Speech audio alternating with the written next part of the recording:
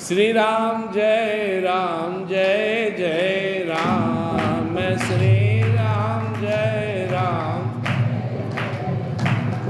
जय जय विघ्न हरण हनुमान, जय जय गौरी शंकर सीताराम, गौरी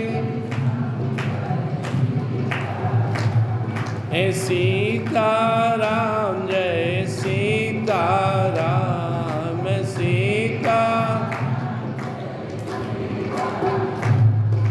राधे श्याम जय राधे श्याम, राधे जय गुरुदेव गीता घाट भगवान, जय गुरुदेव, जय गुरुदेव गीता घाट भगवान, जय गुरुदेव गीता घाट भगवान, श्री राम जय जय राम, श्री राम जय श्याम रामचंद्र की जय। भक्तराज अजामिल की कथा हम लोग सुनेंगे। अजामिल कनौज में एक बहुत ही अच्छे ब्राह्मण कुल में पैदा हुए थे। पिताजी उनका संत थे, वेद पाठ करते थे, भगवान के परम भक्त थे। और देखिए, गुरुदेव कहते थे, हम लोग चर्चा करते रहते हैं, भक्ति बीज बिन से नहीं बीते जन्म करोड़, जिस योनि में जन्म हो देत विधाता छोड़। माता पिता और गुरुदेव का फर्ज होता है वो सबके अंदर अच्छा संस्कार डालें। हो सकता है किसी कारणवश बाल बच्चा या शेष गड़बड़ा जाए, लेकिन जो भक्ति का बीज उसके अंदर आया है ना, वो कभी न कभी उसे खींचकर भगवान में ले जाएगा। अजामिल जी बहुत अच्छे युवावस्था में बहुत ही शांत चित्त भक्त हैं, वेदनिष्ठ हैं, भगवान के भक्त हैं, पिता के आज्ञा अनुसार काम करते हैं। लेकिन एक बार या किसी नीच स्त्री को सांसारिक मोह माया में संलग्न देखकर आकर्षित हो गए। अपने यहाँ जो टीवी या मोबाइल है ना, ये भी अपने कल्चर को बहुत गिराया है। जो चीज़ हमारे जीवन में, हमारे बच्चों के जीवन में नहीं आना चाहिए, जो हमारे मन को खराब करता हो, विचार को खराब करता हो, ऐसे चीज़ से दूरी जरूरी है। हम रात दिन टीवी में भी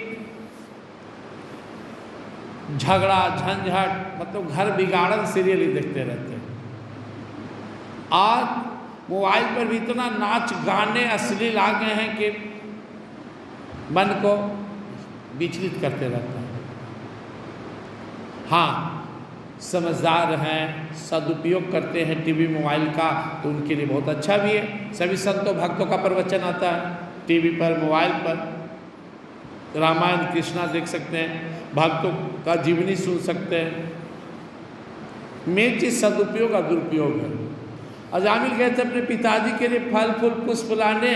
उन्होंने देखा एक नीच स्त्री को पराय पुरुष के साथ, तो इनका मन हट गया भक्ति भजन से, और वही उसके गुलाम हो गए, उसके पीछे घूमने लगे, और बाद में उससे शादी कर ली। पिताजी को गुजरने के बाद अपने घर में बसा लिया। लोक लाज समाज की कुछ परवाह नहीं किया, और उससे 10 संतान उत्पन्न की। एक बार एक ऐसी कथा आती है कि उनके दरवाजे पे अनजाने में कुछ संत आकर ठहर गए। अजामिल कहीं बाहर गया हुआ था, कर्म भी बुरा ही करता था, लोगों से छीनना झपटना आदि। तो पत्नी देखी कि साधु संत आए हुए हैं, तो अपने घर से दे दी चावल उबल, जो कच्चा सामग्री होता है। संत लोग भोग लगाए, भोजन कर लिए। भजन करने लगे। इतने में अजामिल आ गया, अरे हमारे दरवाजा पर ही कौन आ गया, लगा गरियाबे साधु संत के। तो पता चला अरे तो अजामिल का घर है, कुछ उसकी जीवनी कुछ लोग जानते होंगे। बड़ा उन लोग को दुख हुआ, लेकिन स्त्री के स्वभाव से प्रभावित थे। बोले देखो उस समय भी वो गर्भवती थी, 10वां संतान आने वाला था। संत लोग बोले देखो तुम्हारा अन्न खाया हूँ, वो किसी का अन्न खाए, संत और महात्मा किसी का अन्न खाए तो 2 वचन सत्संग के जरूर देकर जाना चाहिए, या वो घर में भजन करना चाहिए। किसी घर में साधु महात्मा ऐसे जाकर नहीं खा ले, जाएं तो कम से कम सत्संग करें, भजन करें। पहले भजन तब भंडारा, भजन तब भोजन, नहीं तो दोष लगता है। सुंदरकांड का पाठ कर ले, गीता पढ़ ले, हम लोग ये सब ध्यान नहीं देंगे तो घबरा जाएंगे। तो महात्मा जी बोले कि तुम्हारा अन्न खाया हूँ तो कम से कम मंत्र ले लो पति पत्नी। अजामिल घर में गया, जा मत सिखा, पत्नी से बोले एक काम जरूर करना, मंत्र वही है नारायण, और जो तुम्हारा संतान आएगा उसका नाम नारायण रख देना, और ये नारायण नारायण जपना। संत लोग चले गए। पत्नी के कहने पर अजामिल उस पुत्र का नाम नारायण रख दिया। छोटा पुत्र था, थक भी गए थे, बूढ़ा हो गए थे,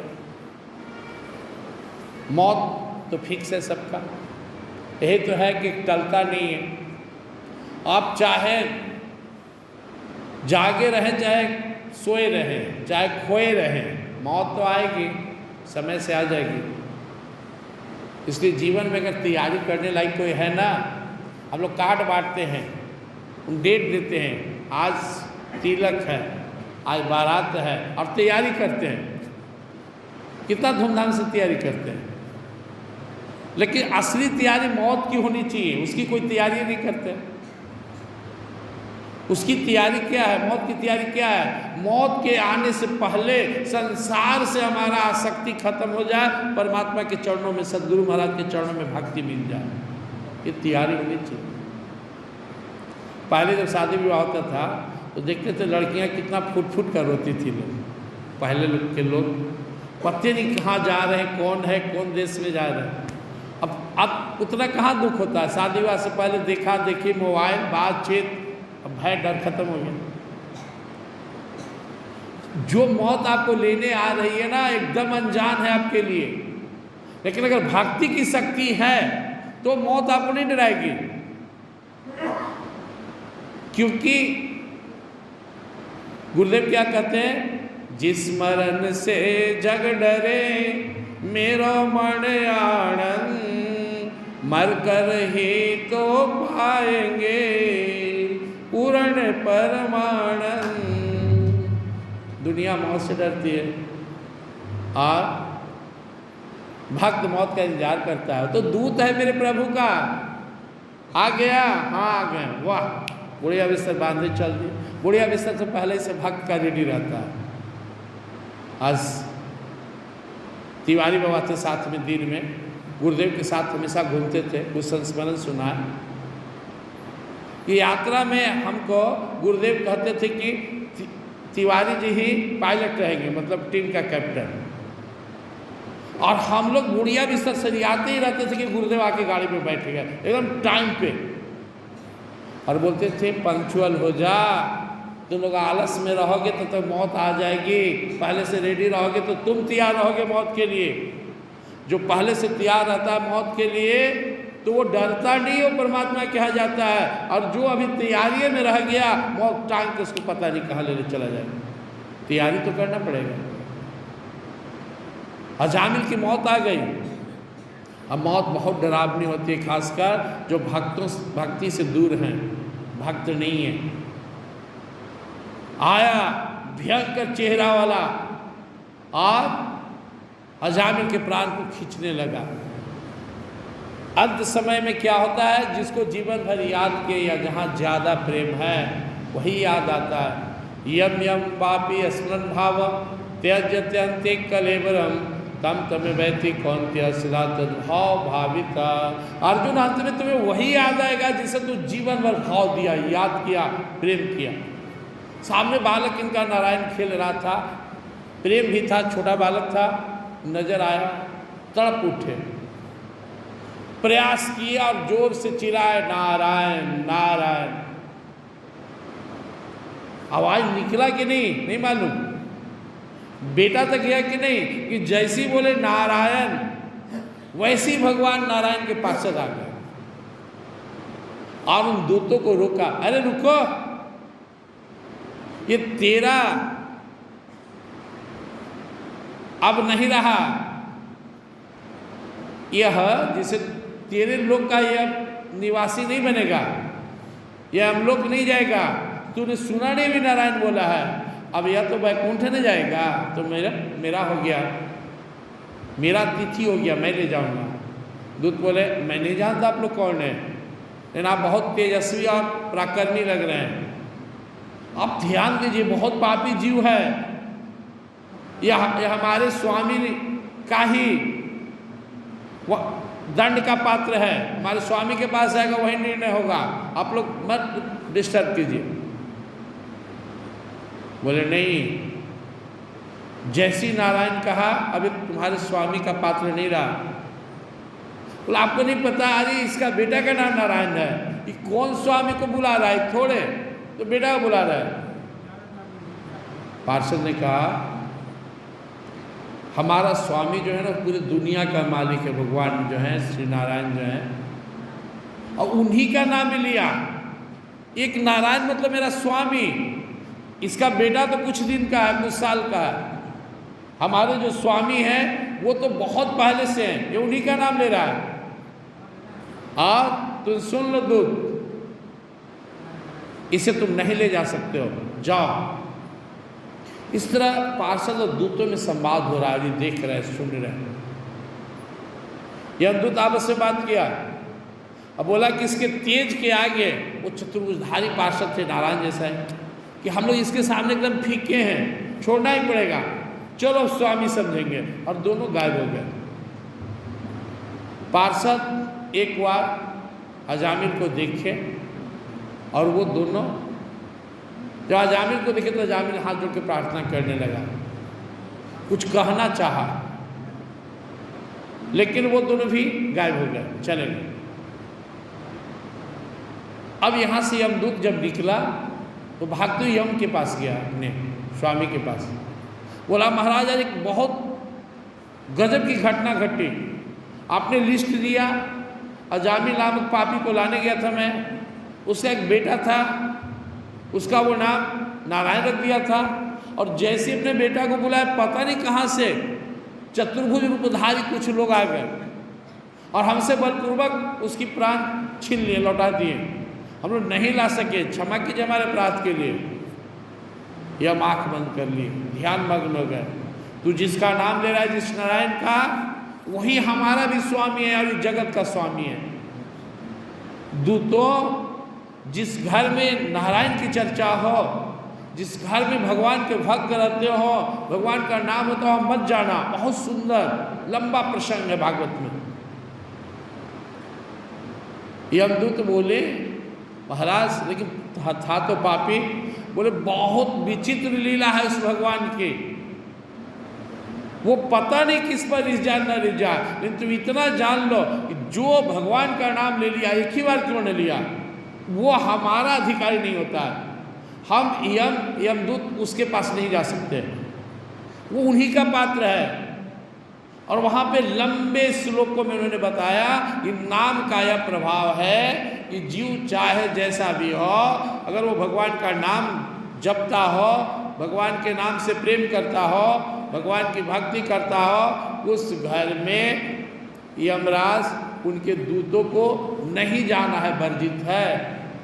दूत भी बड़ी खुश हुआ, स्वामी आपने हमें बता दिया, बहुत अच्छा काम किए, मैं आगे से ध्यान रखूँगा कि मैं ऐसे किसी घर में न जाऊं जहां भगवान नाम की चर्चा होता है, भगवान का कथा होता है। यहाँ अजामिल जब यह प्रसंग देखा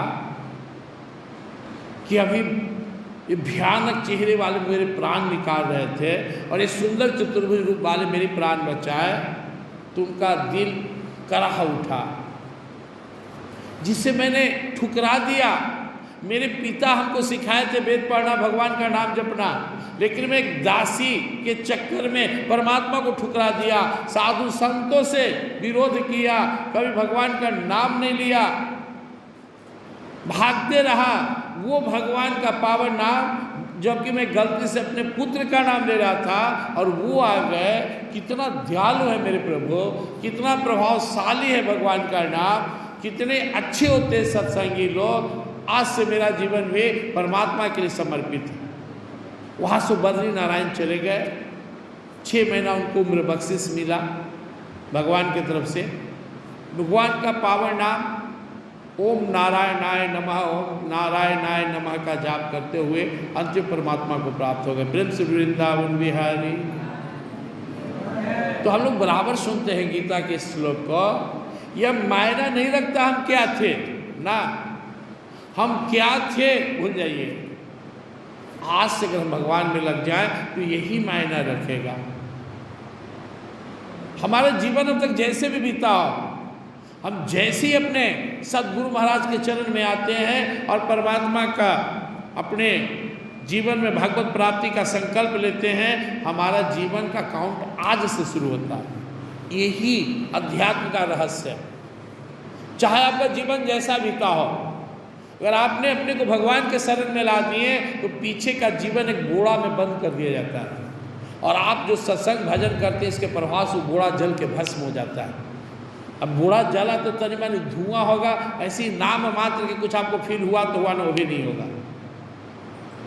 जिस दिन से भक्त परमात्मा के शरण में चरण में एक अच्छे संत सदगुरु के द्वारा माध्यम से नाम लेकर भक्ति लेकर जुट जाता है, उस दिन से उसके पिछले जीवन का किसी भी कुकर्म या सुकर्म हो उसका प्रभाव नहीं रहता, खत्म। इसलिए हम लोग बराबर उदाहरण देते हैं। त्रिभिर्गुण मैर्भाव ऐरे भी सर्वदम जगत वही तम ना भी जाना थी माँ में भी परम अव्यय। ये त्रिगुणमयी माया में फंसा हुआ जीव माया में ही नाच रहा है, लेकिन संतों की कृपा से, भक्तों के संसर्ग से, पुनर्जन्म के पुण्य के उदय से अगर मेरी शरण में आ जाए तो फिर उसे माया नहीं व्यापती। दैवी है सा गुणमयी मम माया दुरत्या माँ में भी प्रबंधती माया में ताम तरंती थी।